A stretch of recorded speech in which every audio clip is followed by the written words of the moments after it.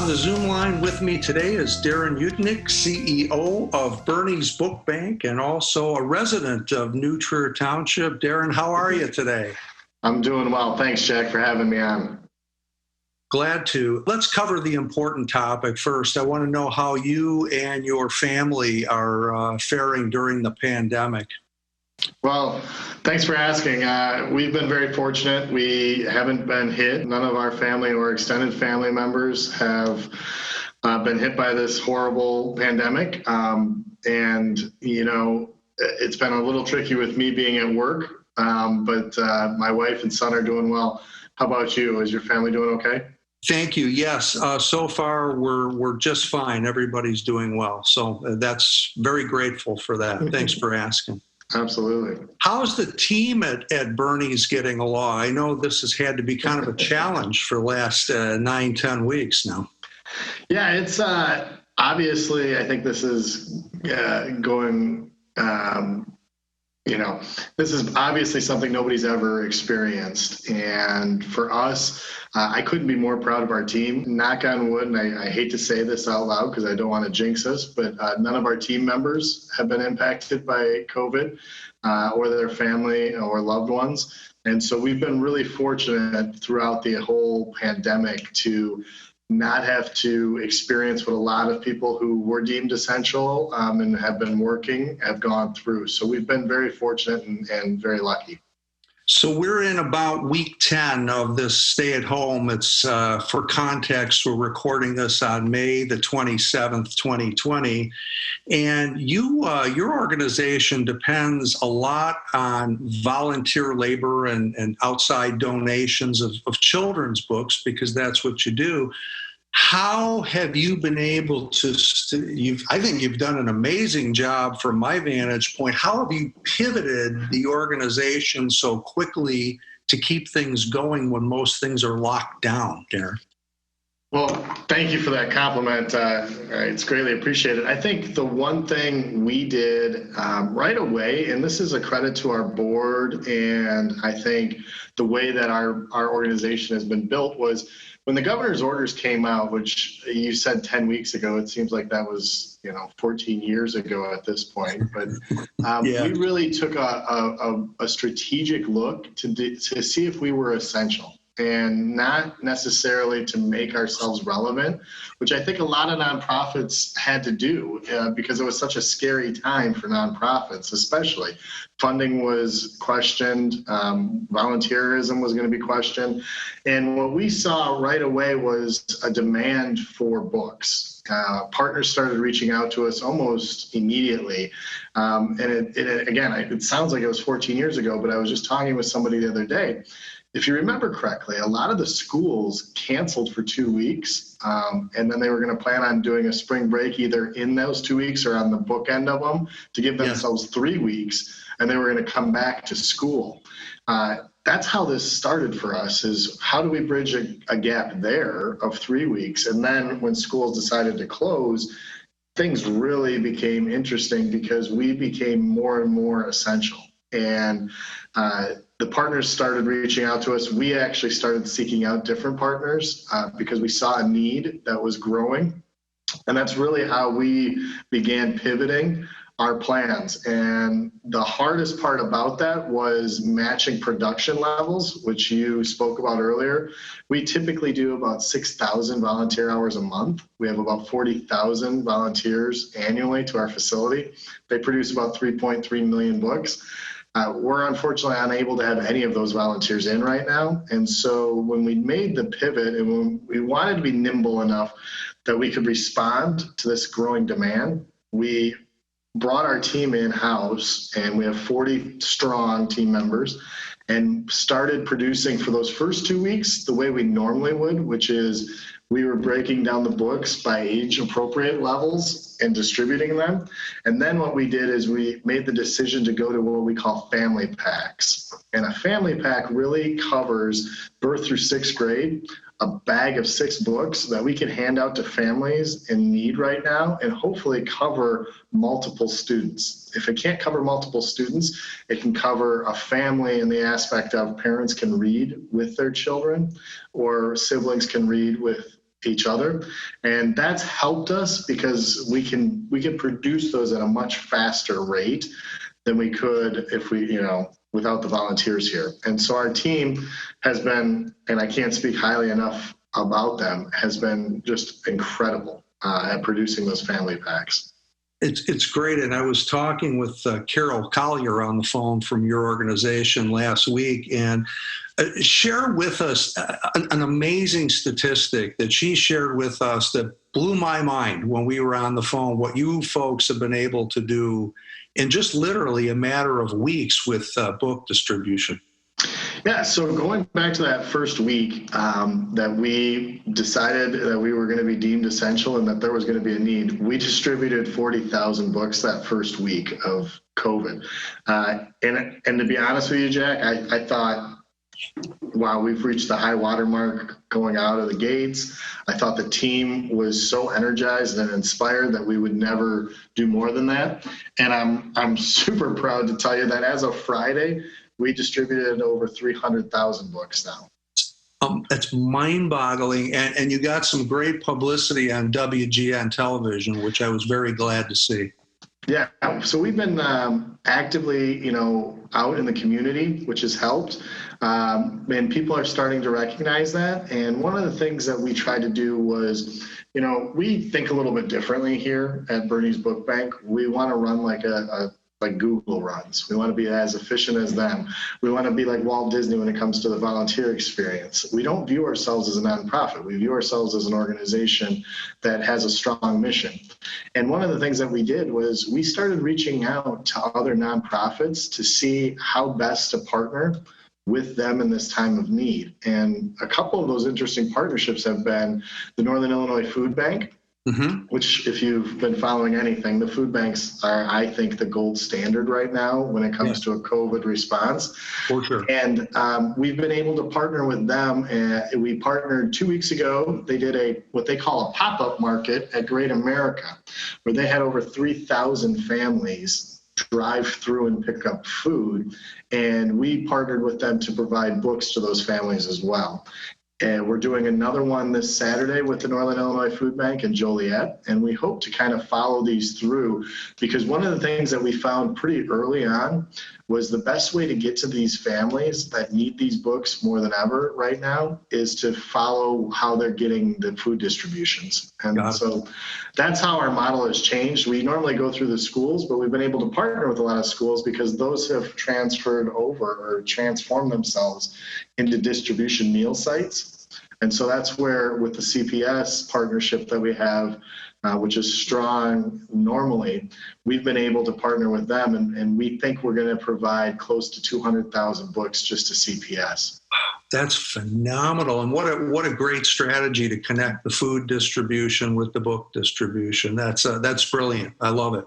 Yeah, it really worked out well. And, again, I think we thought a little bit outside the box, but a lot of credit goes to a lot of these other nonprofits that were willing to say, okay, this seems like a great idea. Now, logistically, can we make it happen? And the way that we've been able to kind of, position ourselves to not be in the way, if you will, and just to be an added feature to these different pop-up events has been really, I think, what's been able to help us move right in, because the last thing you want to do is create more headache, right? Right. We want to serve those in need right now. We don't want to create another logjam for them. Well, what Carol and I talked a little bit about was just the fact that the graphics on your truck are so colorful, so upbeat, that I think right now what everybody needs is just a little bit of smiling and a little bit of joy. And I love the photos of the kids, just the gigantic grins on their faces when they're getting their books in the Bernie's bag. It really warms your heart. It really does. Yeah, thank you for that. We take a lot of pride in that. And the one thing that you mentioned earlier that I would be ashamed of myself if I didn't mention was when you talked about our team and how they're doing this, I will tell you that the motivation for them has also been seeing those children. And, normally we're a very hands-on organization, right? We have opportunities to see and interact with the children. We have opportunities to go out on distributions. Our volunteers are here.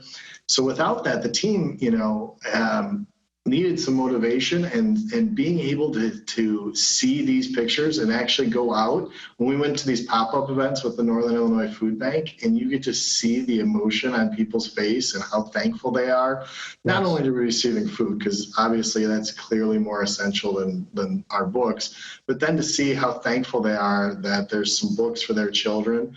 And then, with the CPS program, we were actually able to plug in to their curriculum. And that's really what we were hoping for, was to, in these remote learning areas, which my wife is an educator in the new Trier Township, we're very fortunate. And moving to online learning was, I wouldn't say seamless, but they did a really good job of that. Mm-hmm. For the areas that we serve, online learning looks a lot different, because having access to the internet, getting on a meeting like this, Zoom, that might as well be going to the moon for a lot of these children and their home situations. And so for us, it was working with CPS and these other school districts to figure out a way where we could be the bloodline for them, right? We could be the food bank or the food for their minds and literacy curriculum, where it's an easy plug and play. You don't have to go online. You have the books. You can build a curriculum around that of independent reading or reading with your sibling or parent. And so we've really been able to get in and get our hands dirty, if you will, with some of the educators and the administrators to figure out ways to help them through this. Now, speaking of hope, we're entering phase 3 of Governor Pritzker's Restore Illinois plan, and we're told that we can have safely distanced groups of up to 10 people. What does that look like now at Bernie's, and what's the short-term strategic impact on your organization, Darrin? Yeah, I think, moving to phase 3 for us, unfortunately, is probably not going to move the needle much in regards to what our operation will look like. Yeah. At 10 volunteers, it probably doesn't make sense for us to have the exposure with our team in the environment that we've set up. What we're really starting to look towards is the summer months and seeing what that will look like. Our anticipation right now, and Jack, you know this as well as anyone, that what we plan for today could be irrelevant tomorrow. True. The world just is moving so fast. So we anticipate, though, that schools are going to need some assistance over the summer months so that we don't have the summer slump. And that's where we think we'll continue with the family packs. Our hope is, and we're throwing around a couple of different kind of models that to bring volunteers back in. I think the biggest one, though, probably matches up with phase 4, which is when you can have gatherings of 50 or more, or 50 or less, excuse me. Mm-hmm. But some of the interesting things we're thinking about doing is utilizing our parking lot and doing a big, if you would, like a graduation style tent, where we could do some open air sorting and get the volunteers at least coming in smaller groups that could go through a lot of the used books. And the other way that we're starting to look towards the future is book drives. I know you and the new Trier Township have been great partners of ours, but looking at how we can do some of these book drives, because one of the things that we've been fielding calls, people have got a lot of time on their hands. They've been cleaning their houses, and one of the things that they've been cleaning out is books. Yeah. And we want to be able to get those and redistribute those to the children who need them most, but it's figuring out how to do it in a safe manner and in an effective manner. So the efficiency around that is something we're looking at, but I think when you look at June, that's probably the biggest change for us with phase 3, is we're going to start looking at how we can get into some of these communities and do some book drives. And, they're going to look a little bit different than what we normally do. I think they're going to be in big parking lots where people can drive through, socially distance themselves from our team and drop them off with no contact into big bins. and we can, I love that you mentioned our trucks. Some people say they're obnoxious. I say they're beautiful, but they'll be the beacon for where we'll be located. Because if you see the big green truck, you know what's going on. Absolutely. And we hope, our fingers are crossed. And right now, as you know, we're trying to work with some of the municipal officials to see if we can possibly utilize a parking lot or two and maybe have a day or two of massive book collections, because we normally do a 30-day thing at the township and some of the village halls. And we just don't think there's going to be access to the village halls that soon enough for us to accomplish what we normally do for the kids each summer. Between you and Carol and I, I'm hoping, and some of our municipal partners will want to dive in and help us out and see if we can pull that off yet this summer. The other 800-pound gorilla, and I have to ask you this, you sit in the top chair, so here goes.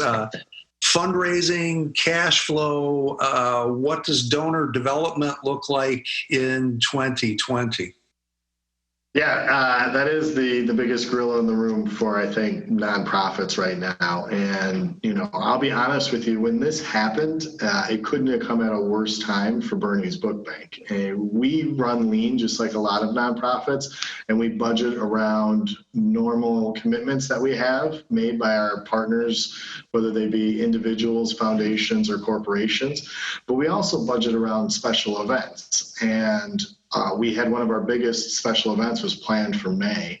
So if you can imagine, in March, that's right where we start promoting, start getting all the sponsors in the door. And so it was a really interesting time. And I give our board a lot of credit, because that's when things were really scary. Because like you said, 10 weeks ago, we didn't know what the future was going to hold. And our finances weren't looking great. But the need was so high that the board and myself and I felt that our team needed to lean in and double down, if you will.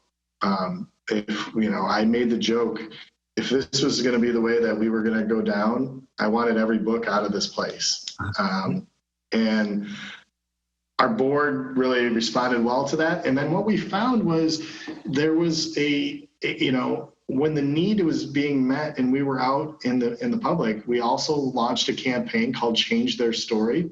Mm-hmm. And we wanted to change the story for these children. And we were very intentional with our campaign because, as you know, as an individual donor or a corporate or foundation, when there's so many unknowns in the world, the last thing you're going to want to do is start giving money away. And so our campaign was built to go indefinitely. And we wanted it at a price point of $12 because that's what it would take to give 12 books to a child. And we thought that that was a great entry point for donors because it wasn't asking for, $1,000 donation, which right. In a time like this, I don't know how you could. It's been very successful.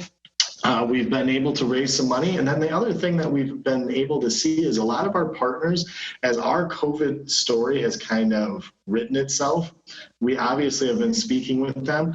And we're finding that a lot of our partners want to lean in because they can see the direct response and they can see where their dollars are going. It's changed a little bit of how our development and our fundraising is because we're not necessarily talking about the future. We're talking about immediate needs now. So exactly. People know when they give to us that those dollars are not sitting in an endowment. They're not sitting in a bank account. They're getting put to use. And so we really want to come out of this stronger and better than ever. And we're hoping that something like this, there was already a literacy crisis before COVID-19 hit.